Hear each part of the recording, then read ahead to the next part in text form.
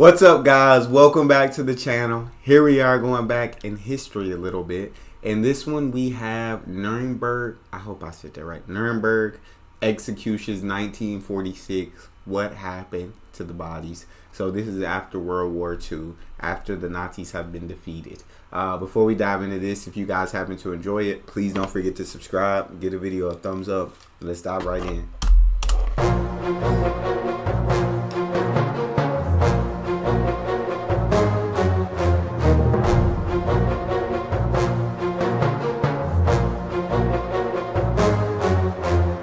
The International Military Tribunal, the IMT, convened in the ruined city of Nuremberg on the 20th of November 1945 to sit in judgment on the surviving leaders of Nazi Germany.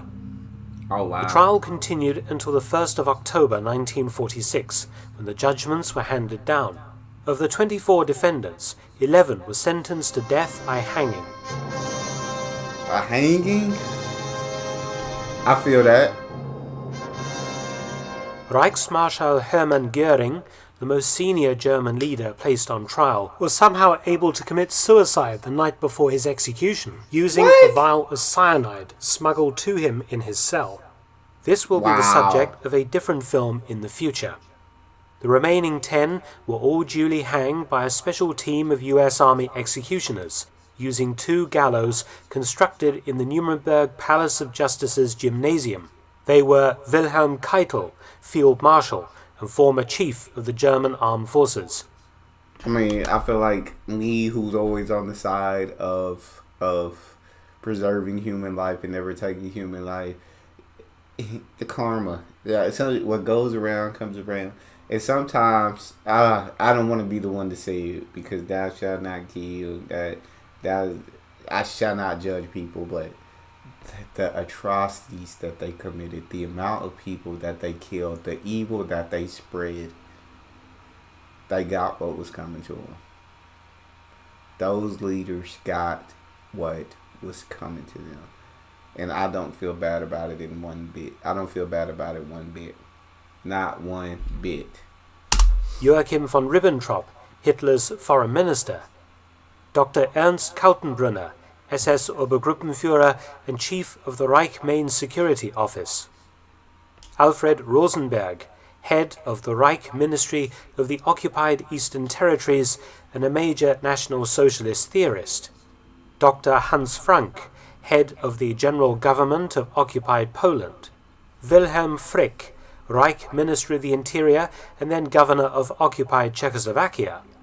Julius Streicher, publisher of the Nazi Party newspaper Der Stürmer. Fritz Sauckel, General Plenipotentiary for Labour Deployment. Alfred Jodl, Colonel General and Chief of the Operations Staff of the Armed Forces High Command. And Arthur Seyss-Inquart, Reich Kommissar of the occupied Netherlands. The executions were botched, resulting in several cases of slow death by strangulation of up to 28 minutes, instead of broken necks, and several of the condemned smashed their heads on the trapdoor of one of the gallows as they fell, the opening being too small. Master Sergeant John C. Woods conducted the hangings, assisted by Sergeants Joseph Malta and Bill. I'm thinking they might have messed these hanging ups on purpose to make their deaths as sufferable as possible. Because, I mean, at the end of the day, they got what was coming to them, man. All the people that were killed in these concentration camps, all of the evil that was spread, man, they got everything that was coming to them. They got everything and if they died a sufferable death, then so be it. I sound so evil and saying, see, this is not me. This ain't me. I'm sorry. This ain't me. This ain't. But I'ma just say I don't feel bad about it. But it ain't. I'm talking, and it was like, when I was talking, it didn't sit right in my spirit. So that Billy Ford, all members of the 68th 50th Internal Security Detachment at Nuremberg. Woods was a controversial character, discharged from the US Navy in 1930 after being diagnosed with constitutional psychopathic inferiority. He had falsely claimed hangman experience and was selected as an army executioner during the war. hanging wow. 34 American soldiers in France in 1944 to 45. Oh my Internal God. reports suggested that Woods bungled at least 11 executions of convicted US servicemen before he arrived at Nuremberg. And this is normally where the story of Nuremberg ends, with the executions on the 16th of October 1946. But what happened to the bodies of the Nazi leaders? What happened to the contents of their cells and their personal property held in storage at Nuremberg? Well, the story of what happened to the bodies was suppressed for years, but in fact a top-secret and rather macabre operation to dispose of them was swiftly enacted by the US Army. They not just burn them? After carefully photographing and labeling the bodies at Nuremberg, they were all stripped naked and placed into standard plain wooden coffins. This included the body of Goering, who had cheated the hangman. And this is where things took a turn towards the bizarre. Each coffin was labelled with a false name, each corpse being given the identity of a fictitious American soldier. For example, Goering became George Munger. On the morning of the 17th of October 1946, the 11 coffins were loaded aboard US Army trucks under the command of a military police battalion that formed part of the Nuremberg Trials Guard Force. A 12th empty coffin was added to the trucks, the reason soon becoming clear. The trucks, escorted by jeeps, left Nuremberg's Palace of Justice early in the morning and drove to Munich, to a huge cemetery called the Ostfriedhof. The trucks pulled up outside the cemetery's crematorium, built in 1929. Crematorium. The crematorium staff were informed that the remains of 12 American soldiers who had been killed in action in 1945 had been recovered from the battlefield. In accordance with their families' wishes, they were to be cremated. The crematorium... I knew they were going to burn them. It's like, instinctually, I mean, I figured it just made sense. Well, I guess logically, I won't even say instinctually. I'll say logically, you just knew that they weren't going to give them burial. You knew they were going to burn the bodies. Was surrounded by heavily armed US soldiers, while the cremations were underway, watched over by several officers. It took all day to complete the cremations.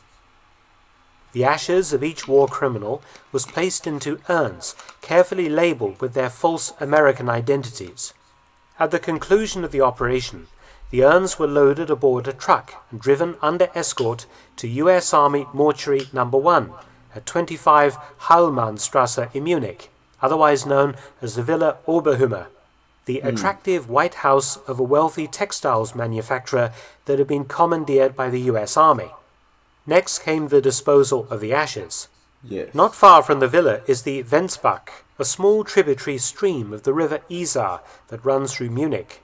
On the 17th of October, US soldiers took the urns to the Venzbach and tipped the contents into the water. Then, using axes and their boots, they carefully smashed the urns into fragments and then drove away.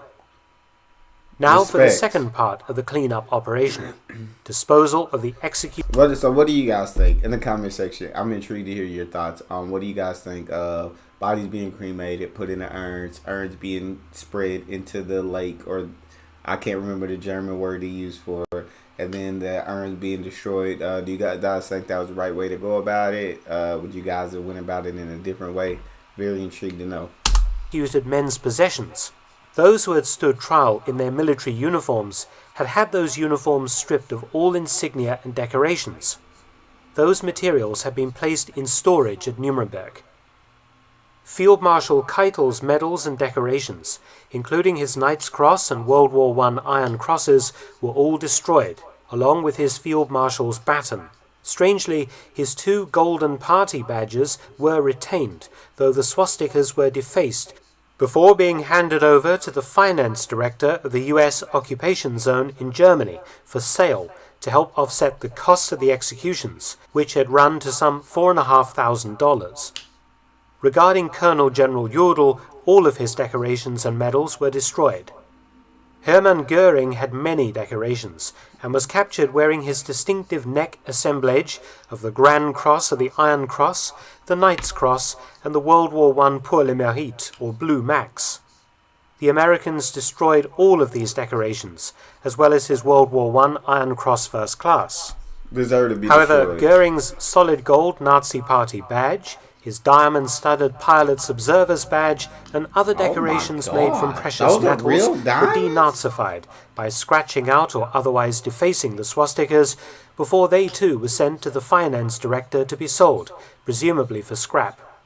However, Goering had many sets of his medals, and copies of his Blue Max, Grand Cross and other decorations were recovered from his train at Berchtesgaden station God or looted dang. from his private property and survive in collections around the world today. Wow. Although not hanged at Nuremberg, Grand Admiral Karl Dönitz, former head of the German Navy, received 10 years imprisonment at Nuremberg. His U-boat war That's badge it? with diamonds was taken from He him. only got 10 years? He was the head?